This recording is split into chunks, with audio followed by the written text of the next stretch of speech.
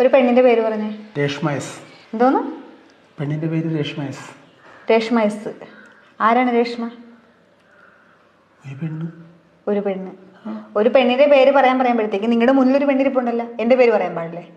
നിന്റെ പേര് പറയാനല്ലേ പറഞ്ഞത്, ഒരു പെണ്ണിന്റെ പേര് പറയാനല്ലേ പറഞ്ഞത്. ഞാൻ പെണ്ണല്ലേ? ഇടി അതിന് നീ എന്തൊക്കെ പറഞ്ഞത്? ഒരു പെണ്ണിന്റെ പേര് പറയാനല്ലേ പറഞ്ഞത്, നിന്റെ പേര് പറയാനാണ് പറഞ്ഞത്.